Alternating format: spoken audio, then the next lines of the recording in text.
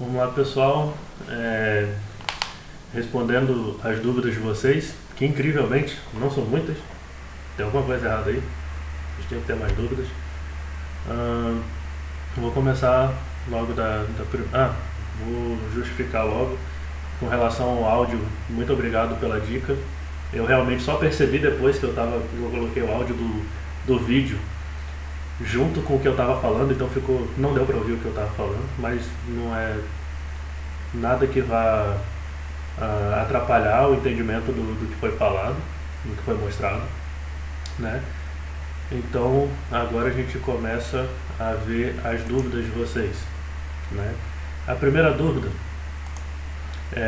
fala o seguinte: boa tarde, Gleicon. Duas dúvidas sobre a primeira aula gravada. Em um determinado momento da aula você falou que o engenheiro de minas é o responsável pela mina e por tudo que acontece nela legalmente. Porém, quando se coloca técnicos responsáveis por cada setor, ainda assim, caso aconteça algum acidente ou problema, o responsável legal vai ser o engenheiro ou o técnico responsável da área. Nesse caso, a gente tem uma corresponsabilidade, tá? O responsável pela área, ele também é penalizado, ele também responde por essa ação, mas o engenheiro também, tá? O engenheiro da mina, né, ele vai receber a corresponsabilidade. Tem gerente? Também tem responsabilidade. Todo mundo vai ser corresponsável. A grande questão é, quem é que estava lá? De quem realmente tinha que fazer o que tinha que ver o que tinha que ser feito? Era o Joãozinho. Então o Joãozinho, ele vai ser o cara mais pesado. Mas se o Joãozinho avisou a mim que eu sou o engenheiro, cabe a mim. Então o problema é comigo, né? Então a gente tem os problemas, eles vão sendo não replicados, mas eles vão ser atribuídos a todo mundo, tá? Mas todos vão ser responsáveis ou corresponsáveis pelo aquele ocorrido, tá? A segunda parte é sobre o exemplo que deu de um trabalhador exposto ao sol do calor de Cachoeiro o dia inteiro. O meio para diminuir esse problema seria aumentar o tempo de descanso ou teria outras formas? Sim. A NR15, né, a norma regulamentadora número 15, ela fala lá sobre o tempo de exposição e atividade que está sendo feita. Então ela tem uma tabela mostrando a questão de temperatura e o tempo que o trabalhador pode estar exposto, né, àquela situação. Uma forma de fazer isso, vamos lá de novo, 42 graus em janeiro, então o nosso funcionário está, assim como eu cheguei aqui em 2013, um funcionário ele batia marreta, né, para corte de rocha ornamental. Gente, pensa uma marreta de 10 quilos, o cara o dia inteiro batendo marreta, sem descanso. Isso é extremamente fadigante. Tá? Então isso é uma atividade que ela pode ser considerada de média a alta complexidade. Então esse cara teria que descansar bastante de acordo com a NR15. Tá? Uma outra forma seria colocar uma sombra para o cara. Tá? Isso aqui é sério. Meio que utópico.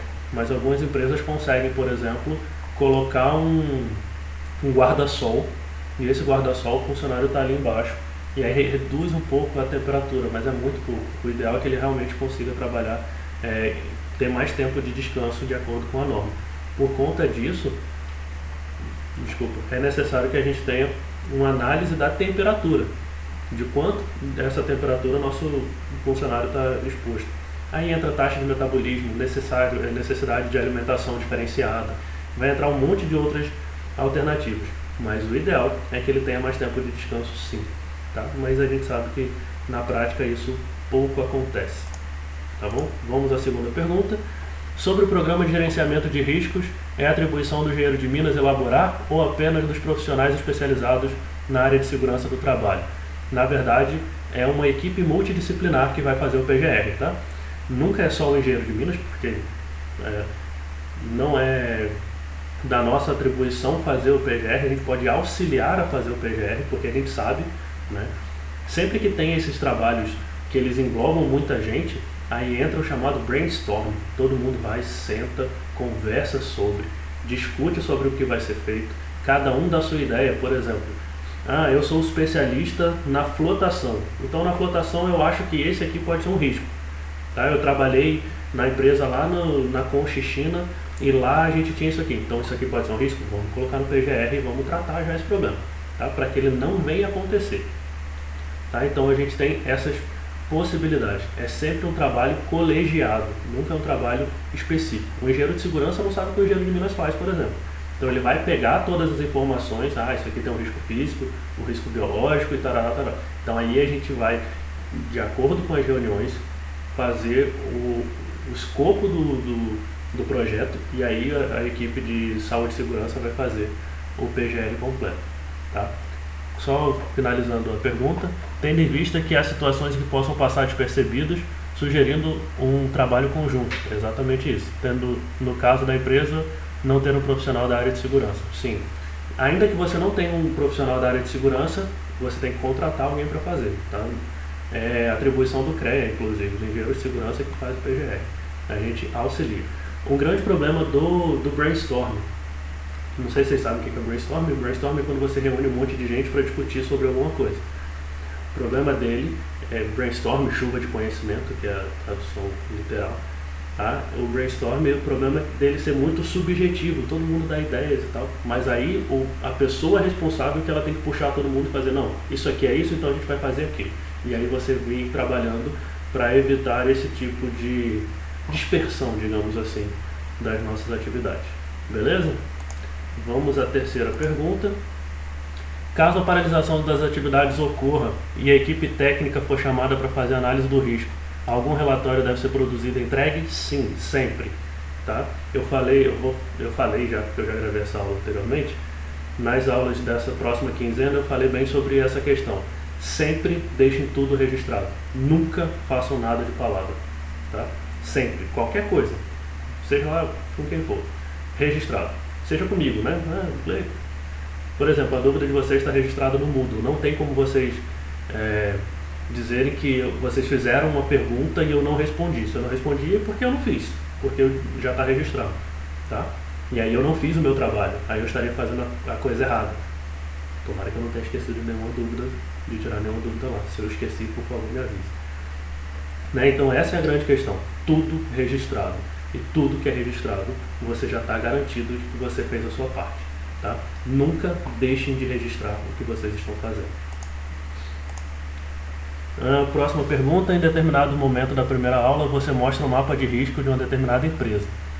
Ao analisar o mapa, suponha-se que se trata de uma área administrativa com ambiente relativamente fechado, devido ao uso do ar-condicionado. Nesses casos, onde o trabalho é realizado em ambientes mais confinados, não se deve ter em consideração o risco biológico, uma vez que a transmissão de doenças infecciosas se tornam mais fáceis nesses lugares? Sim, a gente tem que... Mas é um risco muito pequeno nesse caso específico, tá? Porque aí a gente tem, por exemplo, um vírus e tal, mas se a gente for considerar isso, a gente está em risco em qualquer lugar. Mas ele é um risco biológico, sim, mas é um risco pequeno, tá? Seguindo essa mesma linha de pensamento, os ambientes como o de uma mina subterrânea também não devem ter uma classificação de risco biológico em suas dependências, já que se trata de um ambiente confinado e com circulação, renovação de ar mais difícil. Eu vou, assim como eu te respondi no fórum lá, a gente tem a relação, por exemplo, de bactéria, de vírus, por conta do ar-condicionado. A gente tem que sempre garantir que tem essa recirculação do ar e os filtros estejam limpos. Tá? Com relação à mina subterrânea, a gente precisa que o ar esteja sempre renovando, sempre esteja sendo renovado. A gente tem dois sistemas de ventilação, um de exaustão e o outro de insuflação, forçamento, que a gente joga o ar para dentro. Né? O ideal é que a gente tenha um sistema misto, que uma hora eu esteja jogando o ar para dentro e na outra hora eu esteja tirando o ar de dentro. Tá? Que eu chamo de insuflante e aspirante, por isso que eu confundi, porque essas palavras são difíceis. Já falei para vocês que eu não decoro nada. Tá, então nesses casos, quando eu estou forçando o ar e eu estou tirando o ar, tá, a gente tem a recirculação do ar. Então a tendência é que quanto mais esse ar seja renovado, menor o risco biológico para essas questões. No ambiente de um administrativo, o meu filtro ele tem que estar sempre limpo, tá? Eu sempre tem que estar limpando esses filtros de ar-condicionado. Sempre que possível, manter eles mais arejados possíveis, abrir janelas e portas, Por mais que a gente goste de um ar-condicionado, aquele confortozinho térmico melhor, pá, e tal, mas a gente tem que tomar cuidado nesses quesitos também, tá? Ainda mais agora, a gente vive uma época de pandemia, né? Tá meio doente? Coloca uma máscara, vamos evitar, vamos virar uns japoneses da vida, né? Para que a gente não tenha essas contaminações cruzadas aí que a gente está tendo hoje em dia. Mas é uma preocupação, por isso que o sistema de ventilação ele tem que ser muito eficiente, tá? Ele tem que ser muito eficaz para evitar esse tipo de problema. Tá bom, pessoal? Eu acho que foram só essas 4 dúvidas que tinham lá. Eu vou até verificar de novo. Se tiver outra, eu vou gravar outro vídeo pequenininho para vocês. Tá ok? Muito obrigado. Até a próxima. Valeu.